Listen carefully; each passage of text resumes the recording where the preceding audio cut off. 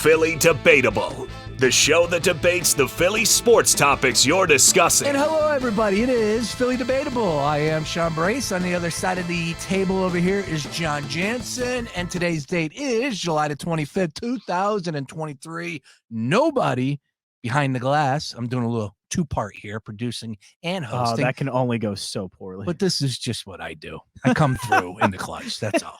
Okay. I don't know if you do. John Jansen, is a special day. You ready to go and debate the Philadelphia sports topics that everybody is discussing? Yes, I'm ready. I am going to miss Roy, but I guess it's good to have you back. Oh, very nice. All right. With that being said, let's get to it. First of all, last night I told you the biggest series for the fight in Phils to date. Of course, they ended up losing a tough one, 3-2. Should have been a game that they probably should have came out with at home, but let's just open it up with this, and I will start with you. Question number one, who do you blame for last night's Phillies loss versus the Baltimore Orioles? Yeah, I'm not going to blame the manager, even though the manager did make some mistakes. The Phillies haven't been hitting well, so not getting that challenge and getting a hit on the board for the Phillies is a big deal. But still, it's the Phillies lineup. It's every single part of this lineup. You know, you can narrow it down to a couple of players. I think Trey Turner being one of those, but it's the entire lineup. They are not hitting well. There is only one hitter in this lineup that is a near everyday player that has an OPS over 800. The rest are below that. Sean, that is worst. That is the worst case scenario you can think of for a lineup. They don't have any guys that are hitting elite for guys that are being paid to be elite. So to me, it's the lineup, and it's always been the lineup this season. Pitching has been good. Bullpen has been good for the most part. Managing has been good, even though it wasn't this game. Over and over again, the theme when it comes to the Phillies not doing well seems to be them not hitting. And to me, lineup had everything to do with that. 2 runs against the Baltimore bullpen that was taxed and not very good and not good starting pitching. That's a team, then that's a rotation, and that's a staff that the Phillies should be hitting, and they couldn't. Well, hopefully people were paying attention to the Daily Ticket yesterday because we talked about that tax bullpen, but it didn't play out like I thought it would last night. Unfortunately, the Phillies lost, but this is something we're used to, right? 5 out of the last 6 that they have lost, and I believe 3 of those losses, they've scored 2 runs or less, right? So this is something that we're used to right now. They're going through a little bit of a tough stretch. Of course, we want to add a bat here coming up at the trade deadline, but I got news for Philly fans. Like, they're already top 4 as far as MLB salary is concerned. I don't expect this team to go out there and get a Nolan Arenado or anybody that's top level like Cody Bellinger or, of course, Shohei Ohtani, which is on everybody's wish list. But come on, let's bring it back down to reality. The reality is this. If you want me to answer this question, who do you blame for last night's loss? Of course, everybody wants Topper right at the top of the list. Can't do that. Trey Turner with his 2 errors, well, he's not getting off scot-free. It's the hitters 1 through 5 who went a combined 3 for 15. Bryce Harper had 2 hits. None of them were home runs. I'm sorry. Bryce Harper has to produce. He has to get back to being Bryce Harper. He's got to hit the long ball, or somebody else has to change something up here. Kyle Schwarber, everybody wants to fight me about him being the leadoff hitter. I'm not sitting here telling you that they need to change it. But if you're comfortable with him going 1 for 5 every single night, and you know what? It might or might not be a home run. That's up to you. I think you should change the lineup a little bit again. Bottom line is this team is just not getting it done. And the top of the lineup is where I look at. Castellanos, I look at Trey Turner. Bryson Stott went 0 for 4 yesterday. Inexcusable. Can't happen. It's a game that they should have won. They had a tying runner on the go-ahead runner, on second base in the 8th inning and in the 9th inning to tie the game up. And unfortunately, could not get that runner to home plate. So just a tough loss last night, but I'm not going to blame Topper for it. No, and shuffle the lineup any way you want. You're shuffling the lineup with a bunch of guys that are near the same when it comes to their OPS. There's only one guy that you would potentially want to move around in Brandon Marsh, but do you want to take that risk? Let's take, for example, everybody wants to move the 300 average of Bryson Stott up to the leadoff spot. Sean, do you know Bryson Stott's OPS as a leadoff hitter this season? By the way, he has nearly 190 at-bats as a leadoff guy. You want to know what his OPS was? Lay it on me. 650. A 650 OPS. John, you're sending a message to the team. If you start changing things up, all of a sudden people are going to start asking questions. Whoa, This isn't what Topper does. You don't, right. It's inexcusable the way that they're losing these games. You The got to right- find a way to score runs. I think the right guys are in the right place in the lineup. They just have to start producing. It's not like you move Bryson Stott up in the 1 through 5, and Bryson Stott is the same as he is at number 6. It's different. We know that about Major League Baseball. There's a reason why those guys are at the top of the lineup and the others are in the bottom. It's a different game when you are number 1 through 5, and especially when you're number 1. Those guys just need to produce. That's all it comes down to. It doesn't come down to the shuffling of the lineup, doesn't come down to pitching, defense, anything. Can they hit? And right now, they're not hitting at all. Definition of insanity. Keep it moving. Question number 2 here on the Philly Debatable, as I'm hitting all the buttons here. You're doing July great. 20th. Yeah, I'm trying here. Baseball Hall of Fame inducted Scott Rowland and the Crime Dog yesterday. Very cool over the weekend, as a matter of fact. Excuse me. And shout out to Scott Rowland, mentioned the Phillies. I know Phillies fans weren't really too enthused about Scott Rowland over the years, but bottom line, that was pretty cool to see. All right, with that being said, let's get down to some Phillies players that we all love over the years, right? Chase Utley will appear on the Baseball Hall of Fame ballot in 2024. The question for today, Philly Debatable, will Utley get in the Hall of Fame? And no, not next season, just overall. Will he be inducted into the Hall of Fame? I'll go first on this one, and it's important to get the numbers here. First of all, a 6-time All-Star, 4-time Silver Slugger award winner. Utley's playoff career with the Phillies, tremendous. He had 7 doubles, 1 triple, 10 home runs, 25 RBIs in 46 games. That's his strength when you talk about the playoffs. He slashed 275. This is big for you. 358 and 465 with about 1,800 plus hits. Right. This is really important to get because that's what it comes down to when you start comparing these players. And of course, second baseman that possibly got in years past, Craig Biggio, Alomar Jr. You can go down the list. It took Scott Rowland 6 tries to get inducted into the Hall of Fame. I think Scott Rowland had a little bit better career numbers than Chase Utley. Here's what I know about Utley right now. He's working for Major League Baseball. I think that's in favor as far as the politics are concerned, because we know that comes into play. I just think he's going to come up short. And there's 2 reasons why. He doesn't have those marks, right? The 3,000 hits. He doesn't have over 300 home runs. He's got the 1 World Series ring, and that's number 2 for me. That's why it was so important for this team, those teams, to win a second World Series because of how you view 1 World Series versus 2. It sounds pretty simple to understand, but you just go back. Think of the Phillies to win maybe 2009. And you had 08, 09, back-to-back World Series champions. Chase Utley's an absolute Hall of Famer. Jimmy Rollins is probably getting in. Ryan Howard's probably getting in. Hell, there's probably a conversation about Brad Lidge and Cole Hamels about getting in if they were able to get that second World Series. Unfortunately, did not happen. So therefore, I don't think Jimmy gets in. I don't think Chase Utley gets in. Pretty sure Ryan Howard, we're all in agreement. He's not going to get in. He can't get in. Cole Hamels, you go on and go on. So it's unfortunate, but I think Chase Utley actually has the best possibility due to what he's doing right now with Major League Baseball. Yeah, and I think he will, because Chase Utley doesn't have the accumulation of stats, but I think we're getting a little bit away from that. I think as voters start voting on Major League Baseball now, they're going to get away from the accumulation of numbers and go more towards analytics and the peripherals, and Chase Utley grades very well with those. Chase Utley does well with WAR, defensive stats, OPS, all of those numbers, Chase Utley grades very well. So I think that's going to work in his favor. Also, integrity of the game matters as well, as we have seen, as the voters have left off some of the greatest players in Major League Baseball history because they didn't have the integrity that Chase Utley does. I think that's going to help him, what he's doing with Major League Baseball as he continues his career post playing on the field. I think all of that is going to come together. Look, it's not going to be quick. I don't think it's going to happen in the next year or so. It's going to take a while, but I think eventually Chase Utley is going to be looked at as one of those hard workers, integrity of the game type players. And again, I think he grades out well enough that he's probably going to get into the Hall of Fame. It's not going to be anytime soon, but integrity, huh? Yeah, I think so. I because it obviously, like it you said, politics right? Play a part in this. It's more than we like to Hall think. Of Fame. I know. And we're talking about things like integrity. Welcome to baseball voting for the Hall of Fame. It comes down to this, though. I think we can end it on this and agree.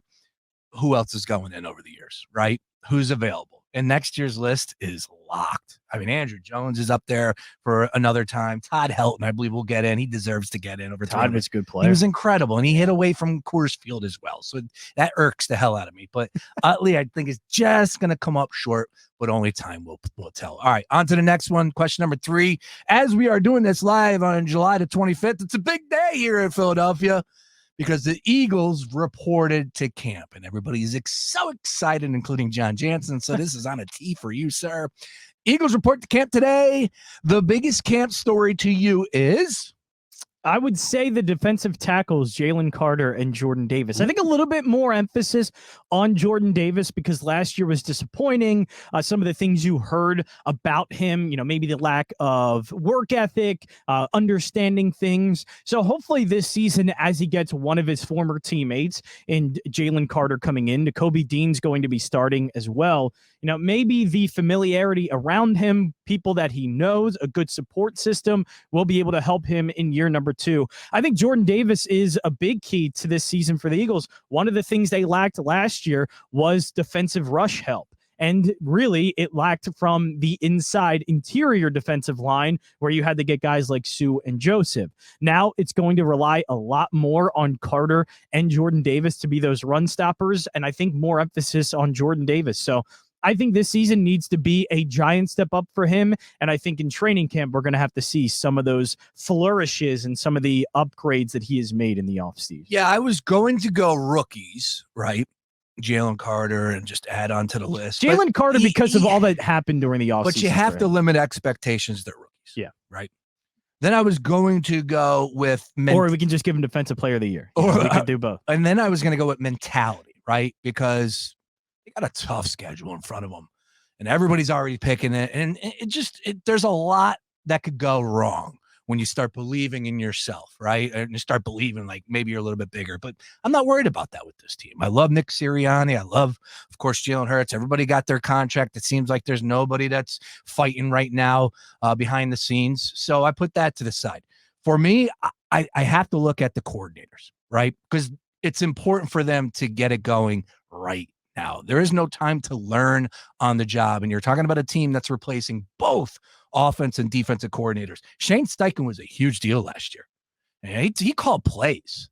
He had a lot on his plate. I know Nick Sirianni gave it up because because he said he had too much on his plate as a head coach. I understand that. So did the offensive coordinator. Now Brian Johnson takes over. He was the quarterback coach last year.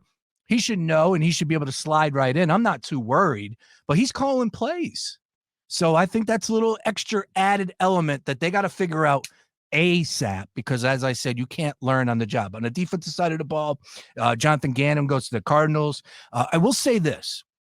None of the 5, I looked this up earlier today, none of the 5 previous teams to make the Super Bowl and lose both coordinators the following season return to the title game the following year. So, as I said, the odds are against them. You got Brian Johnson on the offensive side, Sean Desai on the defensive side. That's where my mind goes immediately as far as camp storylines that are most important to me. It's extremely important that both of these guys get it going right here, right now. Yeah, I would like to see the context to that, what you just said there, of both coordinators leaving. Were those veteran coordinators? How were they able to replace them? Because what seems a little bit different for the Eagles is the philosophy and structure doesn't change. Johnson's going to run the same offense that Steichen did, and Desai's going to run the same defense that Jonathan Gannon did. I think you're going to see tweaks. Right. You got new players. Like there is, the cross the T's and you dot the I's a little bit differently in a different offense. It's a new set of eyes, so it's a little bit different. I get that.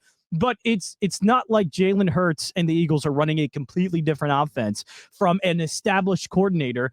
Johnson is going to be working within Nick Sirianni's offense that he has established. He will just be calling plays. And again, that's where his kind of signature comes in, and he can put his thumbprint on it. But still, I don't think the structure changes as much. So I just would like to see the context of what coordinators did leave, because I think that's a good stat to put out there of a team losing both coordinators after a Super Bowl run to a Super Bowl season.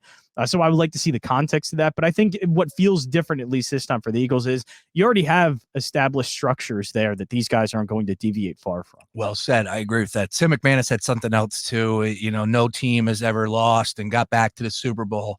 Regardless. It's a hard thing to do. Yeah, regardless. It's been since like 1977, if I'm not mistaken, he said this morning on SportsCenter. Yeah, and the Eagles are a great team, but that is something to watch for, is how do they look and how can they stay healthy during the season? All of that. It is tough to go back to a Super Bowl. It's not easy. All right, question number 4, Philly Debatable on July the 25th, right here. Sean Brace, John Jansen. And as I pointed out, as far as Eagles training camp is concerned, everybody got paid this past offseason. Mostly everybody, the big ones. Jalen Hurts got his money and so forth. Let's head up north. The quarterbacks got their money. Up 95 and talk a little bit about what just took place this morning with the New York Giants and Saquon Barkley. Saquon Barkley got a 1-year deal worth $11 million and a $2 million signing bonus, just a little bit north of what would have happened if he got franchise tagged for this season. Now, the question is for right here on Philly Debatable, is that a big deal? Of course it's a big deal. I'll take this one, John. I'll start. Of course it's a big deal. Saquon Barkley is the engine that makes that bad boy go. It's not Daniel Jones. It's not any of those receivers. It's not Dable. It's Saquon Barkley. You look at everything he's done since he's been in a Giants uniform. I get the injuries, and that's a huge part. But come on, man, this guy delivers, and especially what he did last year when everybody counted him out and he was falling on everybody's fantasy board, and you're like, I don't want to take him, but here I will. All he does is just go for over 1,300 yards, 10 touchdowns, and 295 carries.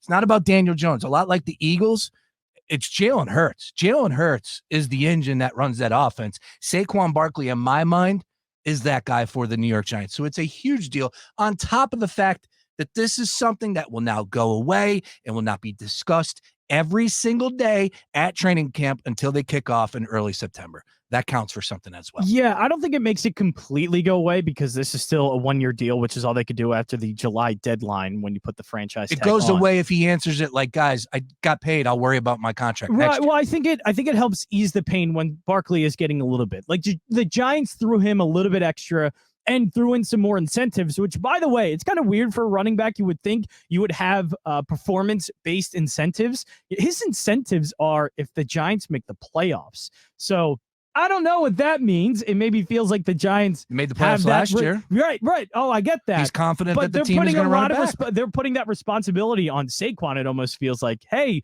you are the reason why we will go to the playoffs if you play well. So play well. We get to the playoffs. You get an extra $1 million added to your contract.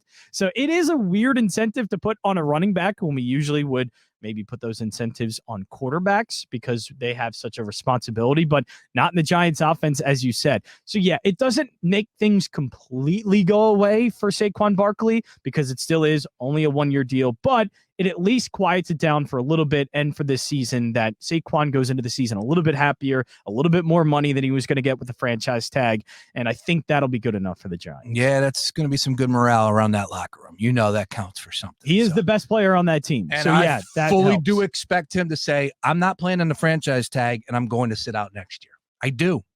Unless they're able to come to a long-term deal, and you just don't see that in the cards with everything that's being discussed about that position at this point in time. We'll see. Only time will tell on that one. All right, question number 5 here. Final question on Philly Debatable. Let's have some fun, or maybe not, but this is a guy that's got big expectations up there in Minnesota on the other side of Justin Jefferson. I like this kid a lot.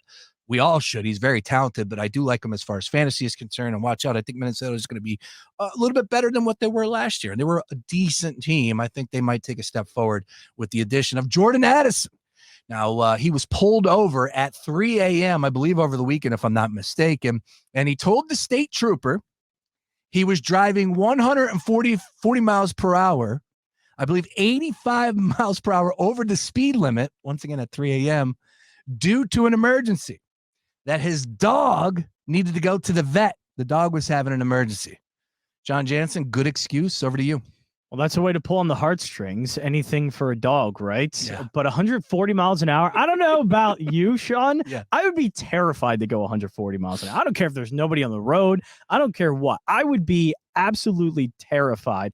But I guess if it is for an animal, it is for, let's just say, even a loved one, significant other, then yeah, maybe it is a good excuse. But what was the emergency? What did the dog need done? It's a good excuse, but is it a legitimate one? That's a question. Yeah, that's the question is, was it legitimate? Now, I believe if you're going at that rate of speed and the officer pulling you over can smell anything, I don't think you're walking away, even though you play for the Minnesota Vikings or you're a stud receiver from USC, wherever. It doesn't matter. Did you see where he pulled over, by the way? No, I didn't see. He pulled over in the fast lane. He didn't go on the shoulder. He didn't go off to the side. Again, he pulled off in the fast lane. We do it all for our animals. I got a cat. I get it. I'm a cat guy. I love my cat. I'm thinking about getting a cat. I don't know if I would go 140 due to a cat emergency. You wouldn't? I would maybe go a little bit over the. I would definitely be going a little bit, like the pace would be picked up. But again, 140 is. I'd be terrified because I don't want to end up in the hospital trying to get my vet. My vet to the dog, my dog to the vet. Let's be honest. Your Ford Escape is not going 145 either. No, I don't have a Ford Escape. What do you have? I have a Chevy Cruze. Yeah, same thing. It's the Chevy version of a Ford Escape. I got a Highlander, and that's not going 145 either. You don't want that. I have a Chevy Cruze with a hubcap missing on one of the tires. So. All right. Good stuff there. Let's keep it moving. 30 seconds on the clock. Over to you. You go first. Oh, can I just have a platform to talk anything? I don't know. Like Barbenheimer absolutely shattering box office performance numbers.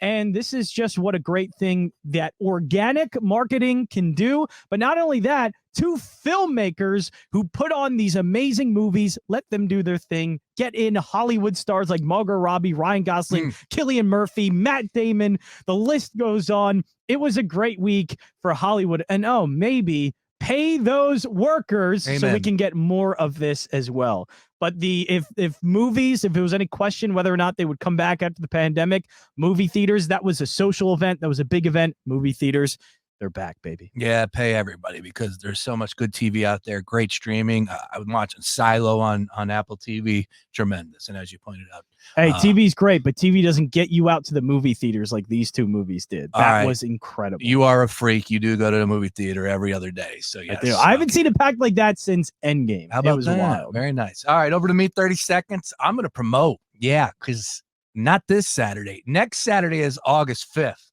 SummerSlam, which is taking place in Detroit Rock City. Oh, yeah, brother. But here's the deal. We're not going to Detroit. No, we're going to Vesper. We're doing a watch party, a viewing party at Vesper. We're going to have everything out on our socials this week.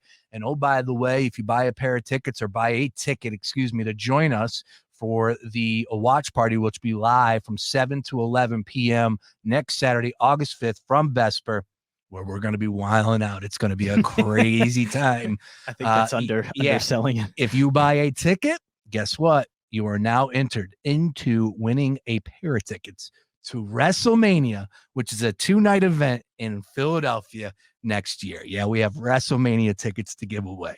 Yeah, win those tickets so you don't have to be in the pre-sale August 18th with me and millions of others trying to get WrestleMania tickets. All the information will be out on our socials. Once again, at Fox PHL Gambler. At Fox PHL Gambler. John Jansen, Sean Brace. You could always catch us live on the Daily Ticket on foxphlgambler.com, streaming on the iHeartRadio app, AM, FM, HD2. We're all over the place.